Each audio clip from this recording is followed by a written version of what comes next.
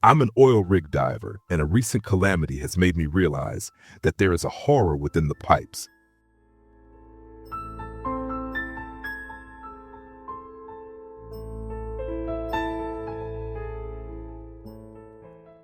If you're reading this, then I've made it out. What you're about to hear is a harsh truth, told in the only way it can be truly understood, from within. Take this as a warning. Odds are you'll never find yourself in a situation like mine. But then again, you never really know, do you? My name is Kadar. I take pride in what I do. I work on the pipes. Right now, my job is tied to an oil pipeline that runs along the seafloor of the Persian Gulf, between Saudi Arabia and Iran.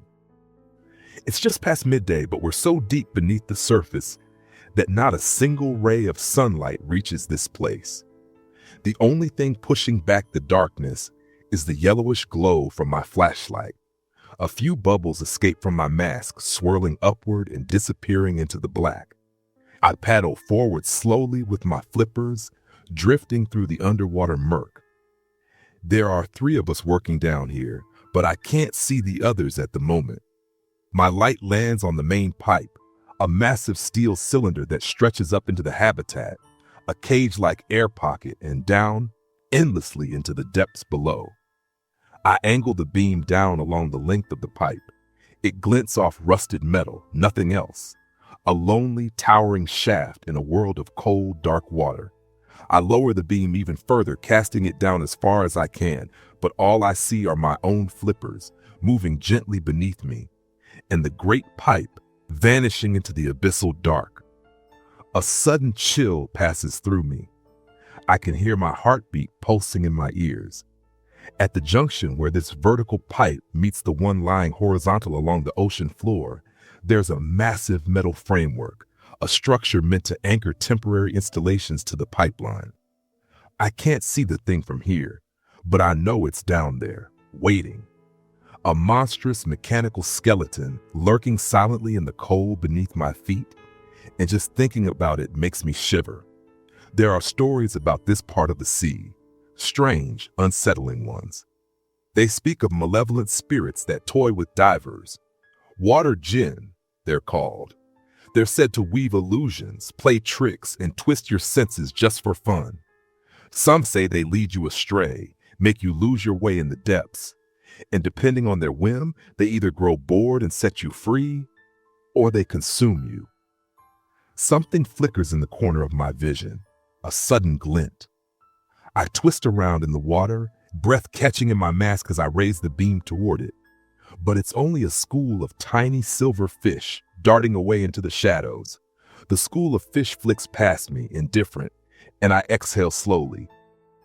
Idiot Kadar, I mutter under my breath, though the sound is muffled behind my mask. I angle my body upward and begin to kick, rising steadily through the water, trailing the pipeline back toward the air pocket of the habitat. The waterline above shimmers, drawing closer with each stroke, and soon I catch glimpses of color beyond the surface, my colleagues. A moment later, I breach the surface, remove my mouthpiece, and pull off my mask. I shake out my hair and hoist myself up onto the small metal platform that rings the interior of the habitat, a bench-like ledge running along the inside rim. As I mentioned before, we're a crew of 3. The others are Amir and Ahmad. They sit waiting, legs swinging over the edge, flippers still dipped into the water. With a grunt and a weary sigh, I join them on the ledge, lowering myself beside them, my own flippers now half submerged in the still pool below. This place is something of a paradox, an improbable haven. We sit here deep beneath the surface of the Persian Gulf, and yet we're breathing freely, surrounded by air, held within the metal confines of the habitat. The structure itself is a steel chamber, roughly 4 meters wide and 3 meters high. The air inside is thick and musty, but breathable. Rising from the center of the water between us is the pipeline, piercing up into the stagnant air. At the moment, the pipe is sealed shut with a massive rubber plug, a critical safeguard to keep the oil within from spilling into the sea.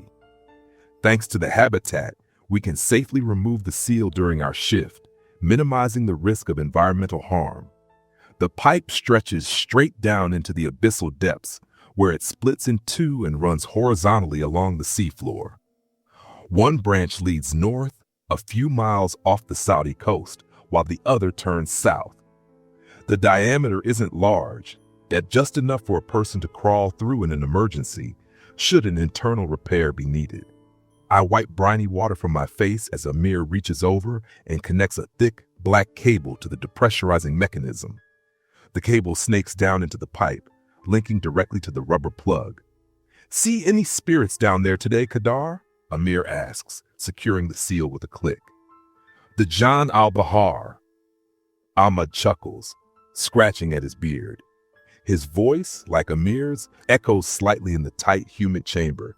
I offer a dry smile. "No spirits, Amir. Just..." My mind drifts back to that pipe descending endlessly into the black. There's something about it. Something I can't shake. A chill, maybe. A weight.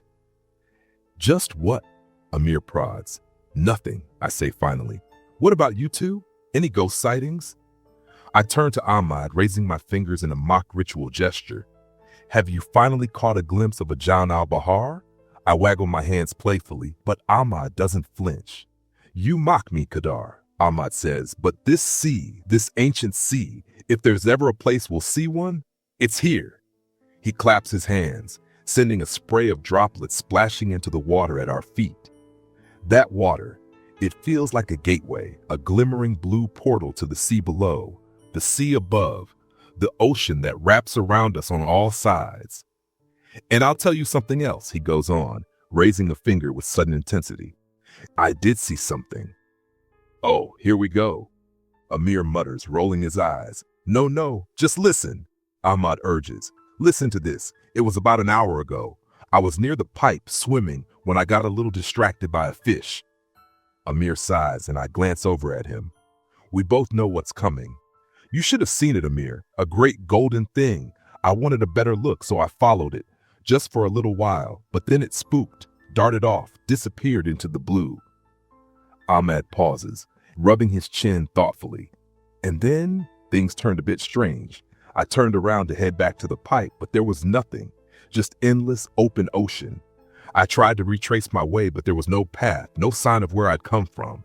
I was completely alone. It was unnerving." Neither Amir nor I say a word. "But that's when I saw them," Ahmad says suddenly, nearly bouncing on the metal ledge.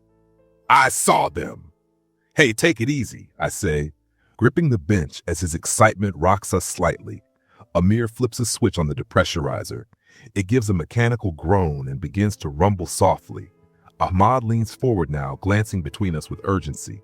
"Out there," he says, "in the distance, way out in the gloom, I saw shapes. 3 of them, like silhouettes, figures, shadowy forms suspended in the deep." "You should write poetry," Amir mutters, flipping another switch. Despite myself, I'm drawn in.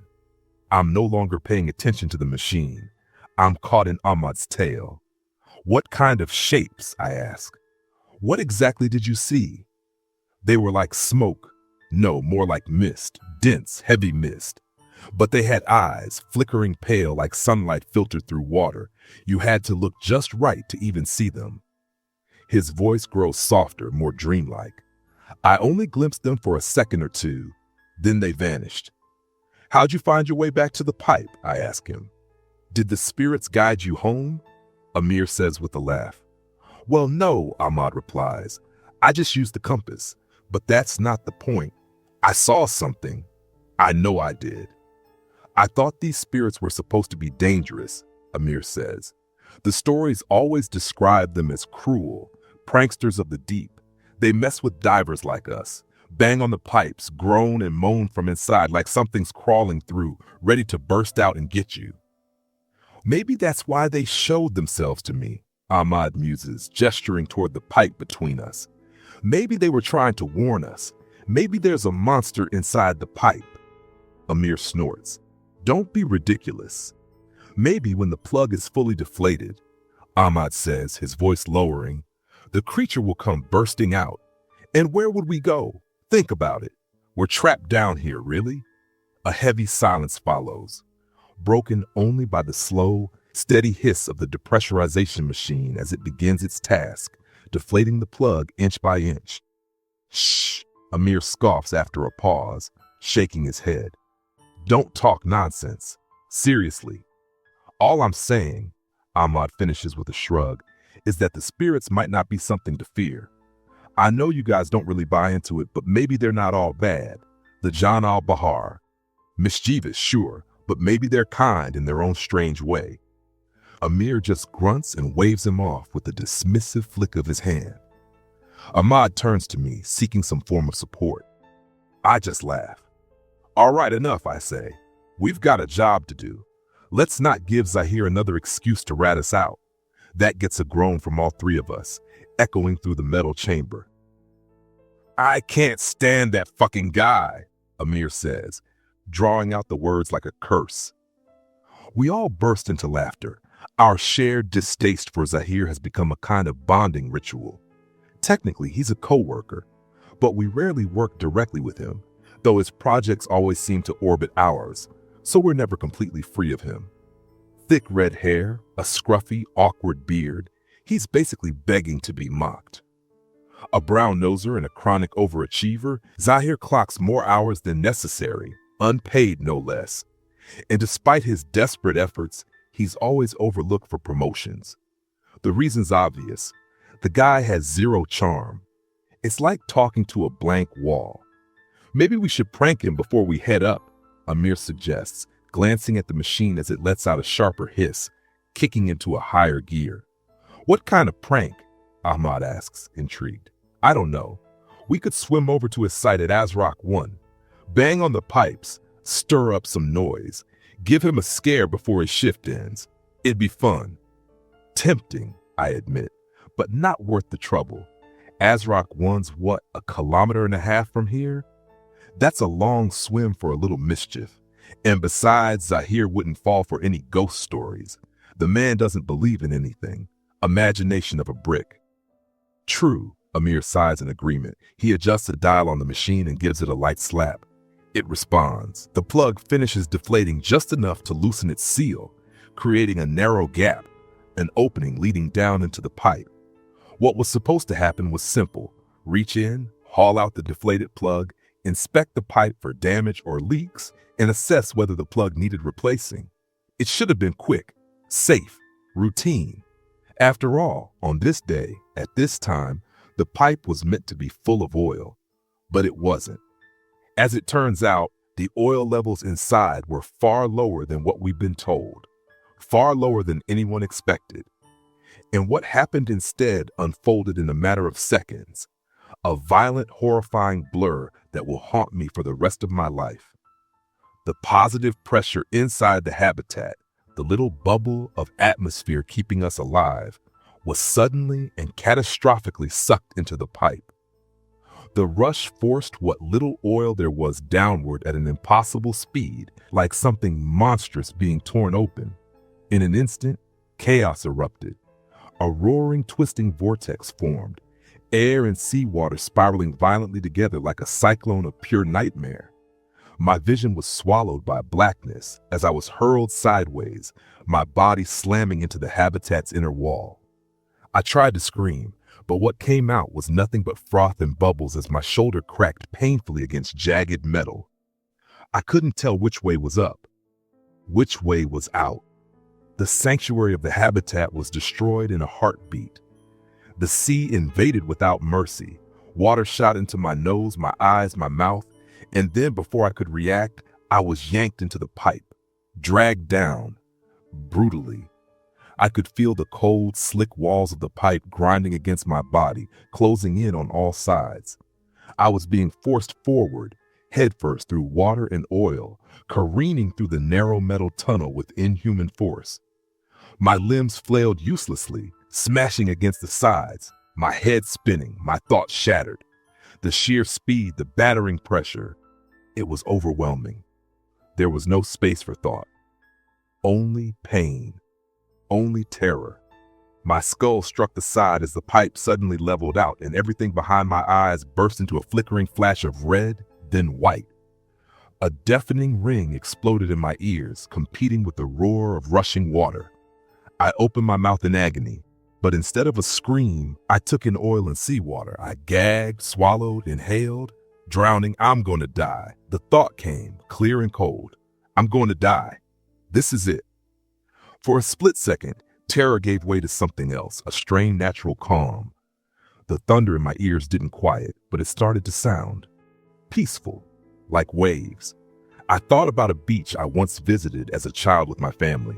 I remember the feel of sand beneath my toes, the heat of the sun on my skin, and then I began to exhale, ready to let go. But instead of a stream of bubbles, I sputtered. I coughed. A choking, spluttering breath rattled out of me. And that could mean only one thing: air. Somehow, impossibly, I had found air. I gasped and hacked, my lungs convulsing. I tried to bring my hands to my face, but they slammed into the curved metal of the pipe with a sickening thud. A bolt of pain surged through my wrist, white hot and immediate. My right hand throbbed, useless and twisted. It felt broken, maybe entirely. Air. The thought shatters the image of the beach, and in its place, the terror rushes back, sudden and absolute, like the water that tore into the pipe. Most of my head remains submerged, but my eyes, nose, and mouth break the surface. When I lift my head just slightly, my ears rise above the waterline. I can hear again, though the motion presses my forehead into the freezing metal above me. I've stopped moving. And that's when it hits me. I'm inside the pipe. "Oh no," I whisper, coughing violently as I expel a mouthful of oil and water. "Oh no, no, no, no," I scream. I slam my good fist against the metal wall and shout with everything I have. "Please!" I cry into the black. "Please, someone! Amir, Ahmad!" Panic floods through me. There's no room to move, no way out, and no one can hear me. The water laps around my face. My breath comes fast, shallow, dangerous. "You're not drowning," I tell myself over and over. "You're not drowning. You've got air, you can still breathe. Focus. Calm down, Kadar." I try to raise my legs. One of my flippers knocks the roof of the pipe, just one. I realize the other must have been torn off in the chaos. I shift, trying to turn slightly, but every movement brings a fresh jolt of pain. My shoulder is in bad shape. My neck, too, may be worse. Even the act of holding my head above the water sends a burning shock down my spine. But lowering it would mean my mouth and nose go under. I have to breathe. That's the priority now. Slow it down, steady. Inhale, exhale, deep, deliberate breaths. Grunting through the pain, heart pounding, I reach around my body, checking for my scuba gear. Nothing. The air tank, the mask, all gone. Just one flipper left, gone. "Oh God," I whisper. Despite knowing better, I pound the pipe again with my fist. "Hello?" I yell into the black void. "Is anyone there? Kadar?" A voice echoes from somewhere behind me, muffled and distant, bouncing down the pipe. I lift my face as far as I can, trying to peer back through the darkness, but it's useless. I can't see a thing. "Hello?" I shout. "Who's there, Ahmad? Are you all right?" "Kadar," the voice returns, thick with panic and relief. "You're alive. I can breathe. Are you okay?" Another voice follows his, fainter but still clear. "Guys," Amir's voice, "are you both okay?" "Thank God," I breathe, barely containing a sob. "Amir, Ahmad, it's me, Kadar. Are you hurt?" "Yes," Ahmad answers. "I think my arm's broken." "Same," Amir calls, then adds more quietly, "Shit. I think my legs are too. Oh God." He lets out a cry of pain, raw and unfiltered, followed by a string of curses. "What do we do?" Ahmad shouts. "What do we do?" He kicks the pipe. The sound reverberates through the narrow metal tunnel, echoing over and around me. Okay, hold on," I shout back, curling my hands into fists. Thinking, forcing myself to think, we're all alive. That's the first thing. We're still breathing, we're still here. We're trapped inside a pipe at the bottom of the sea. No one knows we're down here. And once they discover what's left of the habitat, they'll probably assume we died instantly, that we were torn from it and lost to the ocean. I feel panic creeping back in. I try to stretch out my limbs. No use. I'm wedged too tight. I kick the pipe in frustration, letting out a hoarse cry of rage. Kadar, calm down, Ahmad shouts. We're all right. We'll be all right. Yes, I need to breathe. Focus. First things first. When the pipe hits the seafloor, it splits. One branch heading north, the other south. I have no idea which direction we've been pulled. North toward Azrak 1? Or south to Azrak 2? I try to think, try to orient myself. Azrak 1 is about 1.5 kilometers north of the habitat.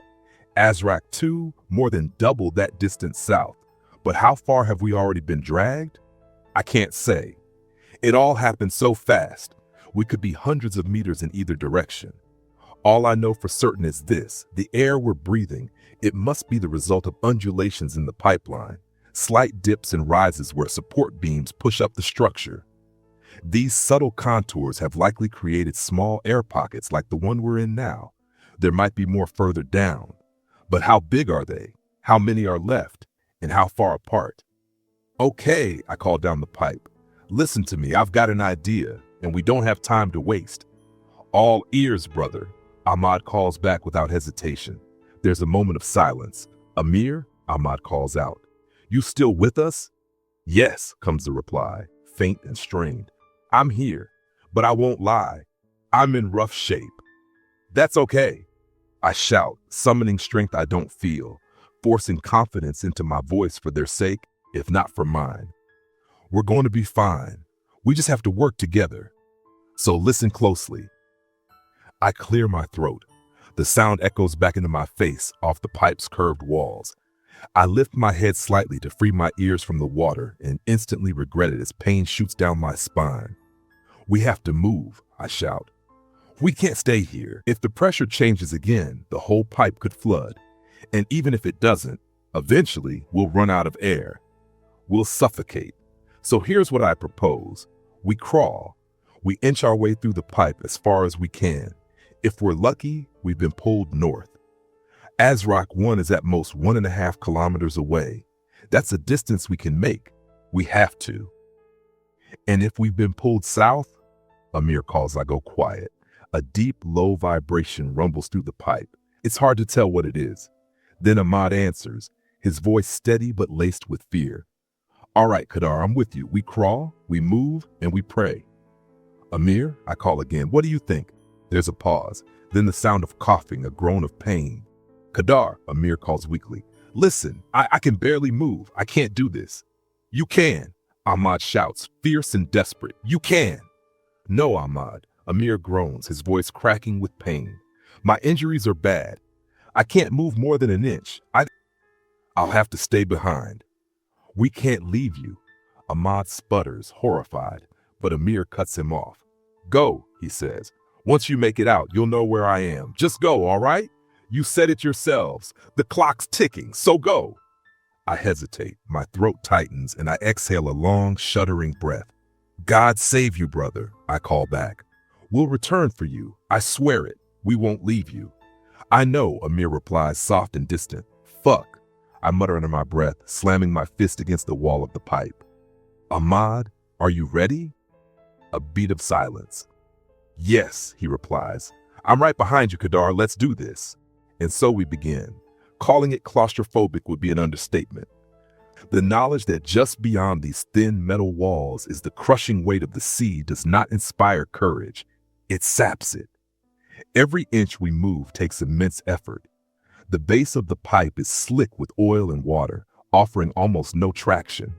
I'm forced to find the smallest grooves along the curved upper walls, just enough to wedge in my toes or heels. My good hand pulls. My broken one flails, barely helpful. The water churns softly around us, cold and unforgiving. We move in total darkness, not the kind your eyes adjust to, absolute darkness. There's nothing to see, no reference, just motion. I try to count the distance as we go. After 2, maybe 3 meters, I feel confident. At 10, my estimate becomes weak. After that, I lose track completely. We shuffle on, Ahmad and I. Occasionally, we call to each other for reassurance, short, gasping words between labored breaths. The pipe echoes everything. Every scrape, every cough. We inch forward. Slowly, painfully. Time becomes meaningless. But after what I estimate is 20 minutes, I notice something. At first it's subtle, barely noticeable, a tension in my neck, but then it grows. I'm lifting my face higher now, pressing my forehead against the cold metal ceiling. My lips twist, searching for air. And that's when it hits me. We're running out. The air pocket is shrinking. I freeze, completely still, and carefully shift backward a few inches to give myself more breathing space. Water laps at my ears, dulling my hearing. But I call out, "Ahmad!" I shout. "Can you hear me?" "Yes," he answers, coughing. "What's wrong?" "Ahmad." I hesitate. "We're running out of air." A pause. "What do you mean?" "I mean this air pocket is almost gone." Another pause. "Then, maybe there's another one further down," he says quickly. "I've seen the schematics. The undulations in the pipe aren't regular. There could be another pocket." "But what if there isn't?" I yell, panic overtaking me. Fuck! There's no space, no light, no room to breathe. I can't breathe. I can't. Get a hold of yourself." Ahmad shouts, his voice sharp, cutting through the chaos. It jolts me like a slap to the face. I latch onto his words like a drowning man grabbing a lifeline. "We can do this, brother," he says. I draw in a shaky breath. "All right," I reply, steadying myself. "All right, here's the plan. I'm going to move forward as fast as I can. I'll hold my breath and search for another air pocket. No matter what I find or don't, I'll come back and let you know. Got it?" "You're a brave man," Ahmad calls back. "Don't push too hard. Good luck, Kadar." "Okay," I whisper, heart hammering in my chest. I begin to prepare, taking slow, deliberate breaths, filling my lungs gradually, expanding their capacity. Each inhale echoes eerily through the pipe, cold, metallic, hollow, steady breaths, in, out, in, out. My chest rises and falls. I shift backward, face pressed against the slick metal. The air tastes foul, oil-soaked, heavy with rust.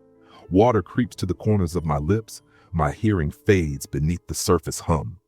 The moment has come. I press both palms against the sides of the pipe, ignoring the blaze of pain radiating from my injured wrist. My limbs tremble, but I steady them. "Here we go, Kadar." I draw in one last full breath. My lungs stretch to capacity, and then I push forward.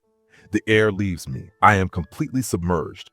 Sound becomes muffled, replaced by a constant underwater roar, loud and relentless. I claw my way forward, using everything: elbows, knees, shoulders, heels.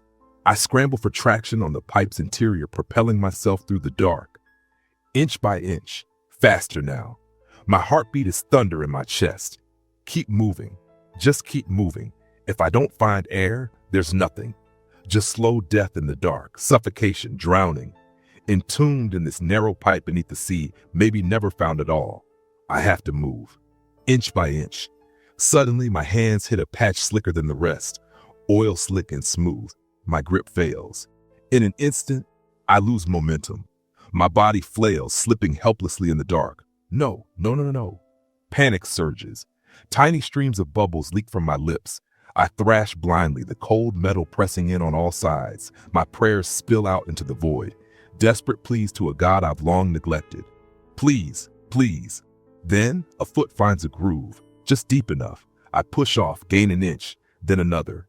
I'm moving again, but the panic hasn't left me, because there's no sign of relief. No break, no breath. And now the pressure in my lungs grows unbearable. I'm nearing the end. If I don't find an air pocket soon, I'll have to turn back through all this, past the slick walls that nearly trapped me. And if I slip again? What if I don't make it back? How the fuck was this allowed to happen? A sudden surge of rage pulses through me, and bubbles escape in furious bursts from between my clenched teeth as I hurl myself forward, deeper, faster, through the black water. My lungs are on fire. I'm gonna run out of air, just a little farther. I can push a little farther. I'm going to die. No, just a little farther. I can do it.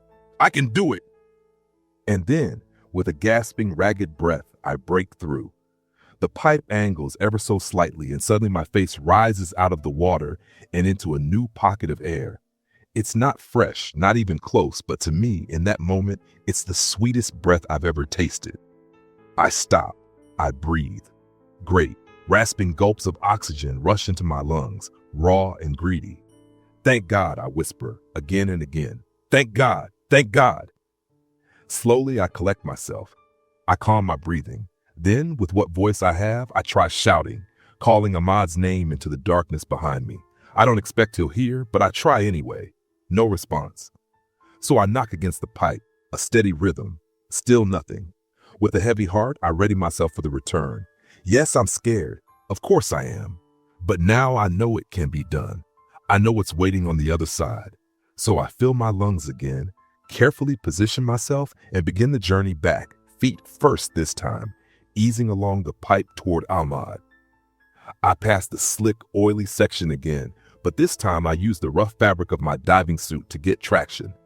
It's awkward, but it works, and I finally emerge back into the original air pocket, coughing and spitting. "Oh, good Lord," Ahmad shouts, gasping. "Kadar, you took your damn time."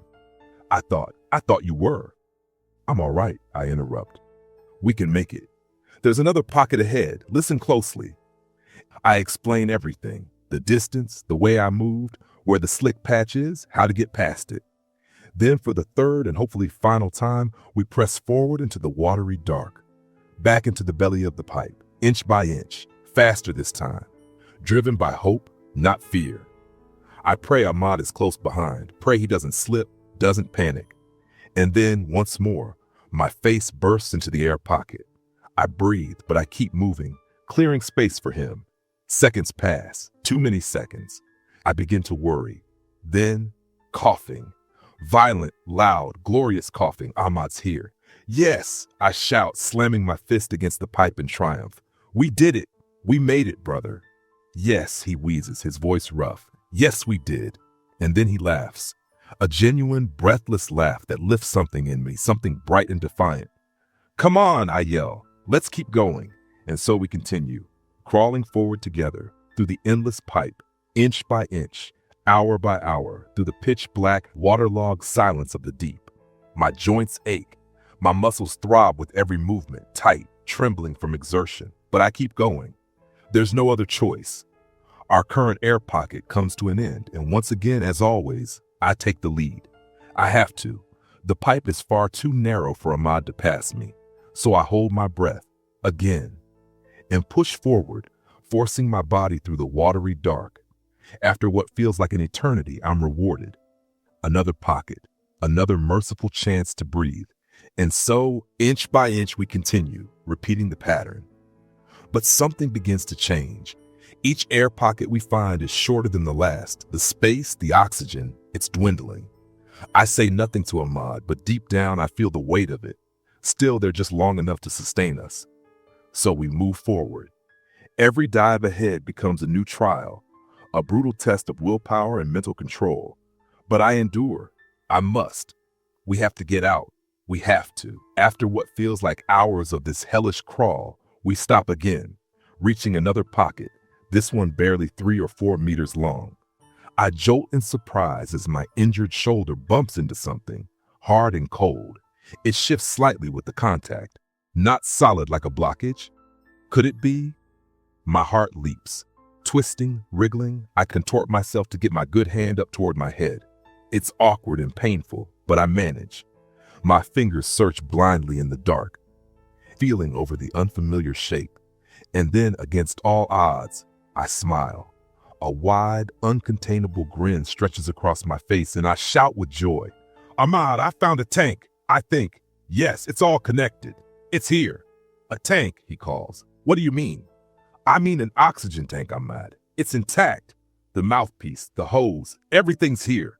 "That's incredible," he exclaims. "How many are there?" My joy dims slightly. I shift further along the pipe, reaching, groping in the dark for any sign of a second set of gear. But despite my hopes, despite my silent prayers, there's only one. I only see the one, I tell him, but maybe there's another one further down. This changes everything, Ahmad. We've got a real chance now. We can get out. "Whose tank is it, Kadar?" Ahmad asks. "Mine was about half full, I think." "Same here," I reply. "What about Amir's?" There's a pause. "Amir's?" Ahmad begins, then hesitates. "Kadar, I think Amir's tank was almost empty." I let that sit for a moment. Then I take a deep breath. All right, I say. Either way, this helps. I'm going to use it now, and I'll move on. Maybe there's another one ahead. Wish me luck. Good luck, man, Ahmad says. Godspeed. I check the tank over as best I can in the dark. I hold the mouthpiece to my lips, take a few testing breaths. It works. It's real. And then I press forward again, back beneath the water. But this time I'm not alone with just my lungs. This time I have help. I grunt and shift my body, dragging myself forward through the narrow pipe, squirming, crawling, inch by painful inch. Eventually, I come to what will be the final air pocket of its kind. It's barely a meter long, not even enough space for Ahmad and me to share. And to my growing frustration, there's still no sign of a second oxygen tank. So I push on, deeper into the pipe, still breathing through the tank, shoving it ahead of me as I go. To my bitter amusement, I come across what appears to be my missing flipper, lodged against the pipe wall. But there's no joy in the discovery. No second tank. No more pockets of air. Nothing. I clench my fist. I need to go back. Ahmad will be wondering. So I begin the painstaking crawl in reverse. It feels endless. To him, I'm sure it must feel like hours. But finally, I return. I find him still waiting, and I tell him what I found, or rather what I haven't. He listens in silence. Then in a quiet, steady voice, he says, Kadar, I think this is the end of the road for me. There's no point in me continuing. I think I'll wait here. I want to argue. I almost do, but nothing comes out. What could I possibly say? He's right. It's cruel, but it's true. He can't go on. He shouldn't go on. From here on out, I'll be alone. Emotion swells in my chest, fierce and raw. I push it down. Now isn't the time. I try not to think about the fact that this might be the last time I ever hear his voice, that I may have already heard Amir's for the last time too. No, not now. Keep moving. Ahmad, I begin, searching for words. Something meaningful, something fitting, but he cuts me off gently. See you soon, buddy, he says in the dark. I can't respond right away, but when I do, I say, yeah, for sure. See you soon, buddy. And then I'm gone. I force myself forward once more, pushing the tank with me, crawling deeper into the unknown, submerged again. My breathing echoes loud and rhythmic through the tube at my mouth. When I reach the final air pocket, the last one I know of, I pause briefly, steeling myself. Then I leave it behind. Onward, underwater. The rest of the journey lies in the depths, and I cannot see. There's no way to tell how much oxygen is left in the tank. If it's mine or Ahmad's, then I've got a few hours, maybe enough. But if it's Amir's, well, let's not pretend. If it's Amir's, then I'll likely die down here, unless by some miracle I find another air pocket.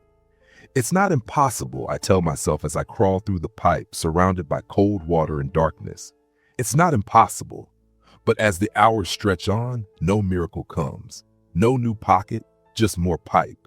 The endless crushing dark of the tunnel. How far have I come? No clue. It's impossible to know down here. And worse, I don't even know which direction I'm heading. If it's north, then there's still hope. If it's south, then all of this has been for nothing. I'll never make it to Azrak 2, but Azrak 1. If I'm moving toward Azrak 1, hope still lives. There's a chance. So I keep crawling. Through poisoned, oil-slick water. My elbows scream from the friction, my shoulders rub raw. The soles of my feet, blistered and sore, sting every time I press them against the pipe for leverage. And my neck feels like it's been twisted into knots.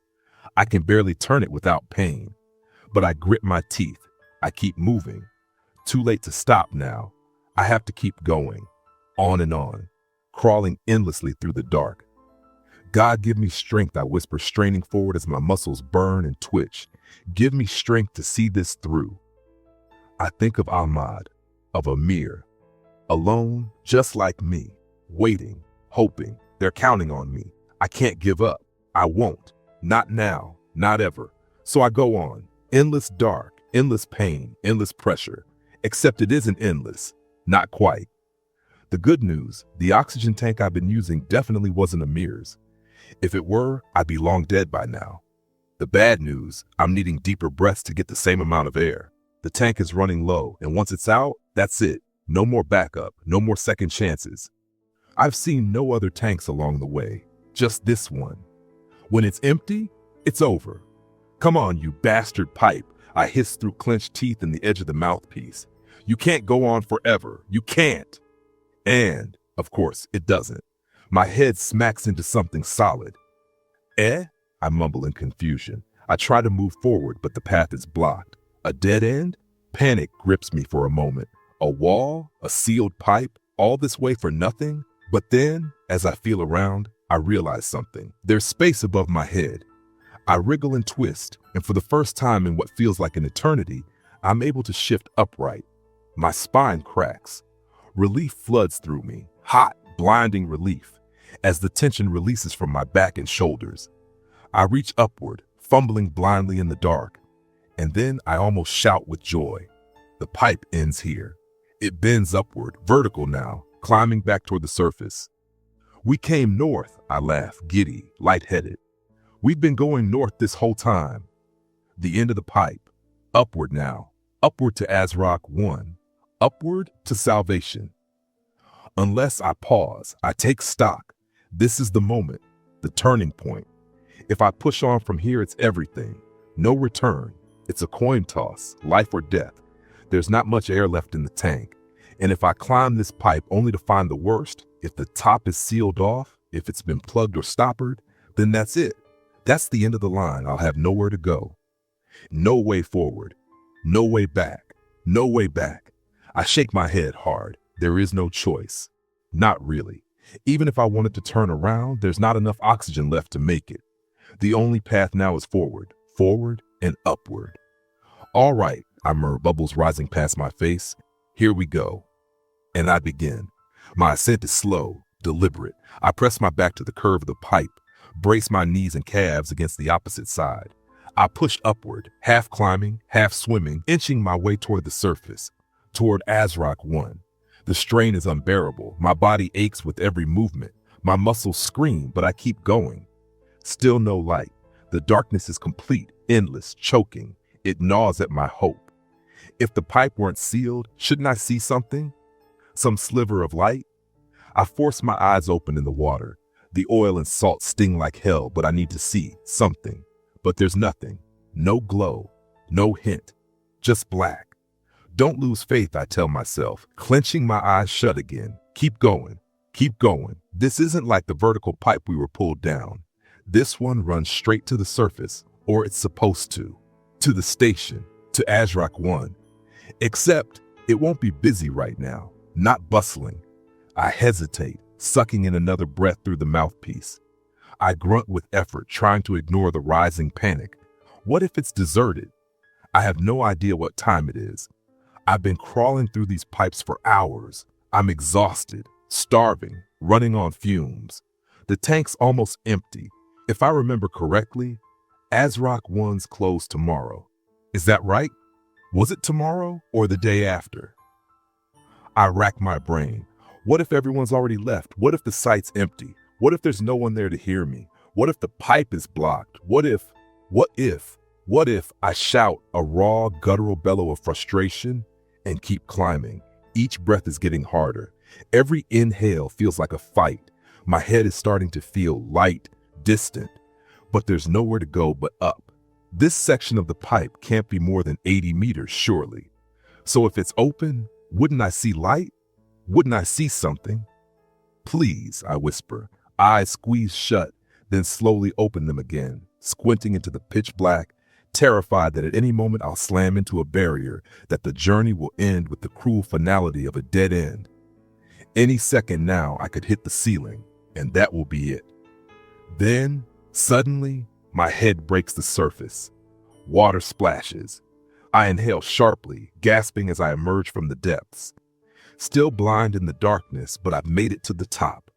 Air, sweet, glorious air. I rip out the mouthpiece and suck it in greedily, lungs expanding in desperate relief. I rub the stinging, oily water from my eyes and face, gasping, blinking. I made it. I whisper to no one, voice echoing against the cold walls around me. But now Now comes perhaps the cruelest test of all. How devastating it would be to get this far, to survive everything, only to be denied rescue at the very end. I twist, shift, raise my good arm above my head.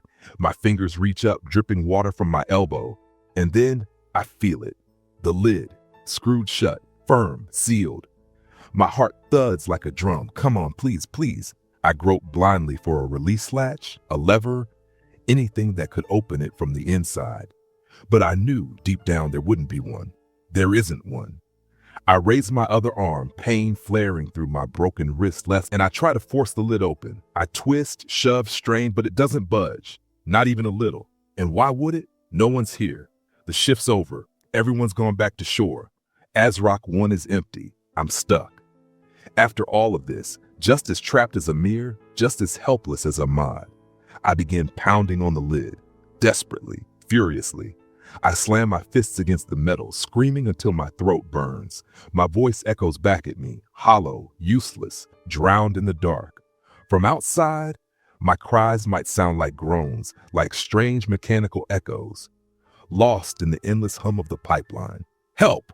I scream, driving both fists into the metal again and again, not caring about the spikes of pain coursing through my wrist. Help! I kick the pipe, hammer the lid, do anything to make noise, to be heard before my strength runs dry. Anyone! I shout into the void. And then, with a sudden grind of metal directly above me, the lid shifts. A blinding curve of light spills through the gap, cutting through the black, slicing into the pipe like a blade of hope. I gasp, utterly stunned, the breath ripped from my lungs. My strength fails me, and I slump back into the water with a splash. My eyes squeeze shut instinctively, and behind my lids the world becomes a dazzling blur of orange and red. I can't speak. I can't move. I'm too afraid to believe what's happening might be real. Someone's speaking, their voice alarmed, confused. Then hands grip my shoulders, firm and insistent. They seize the material of my diving suit and with no small effort, begin to haul me upward, out of the pipe and onto the metal platform that rings its exit. I collapse. I can't stop myself from weeping. I still can't see, but the tears begin to wash away the salt and oil clinging to my face. I've never felt so free. I twist and stretch, groaning with relief, my limbs unfolding for the first time in what feels like years. I feel a hand squeeze my shoulder, grounding, human.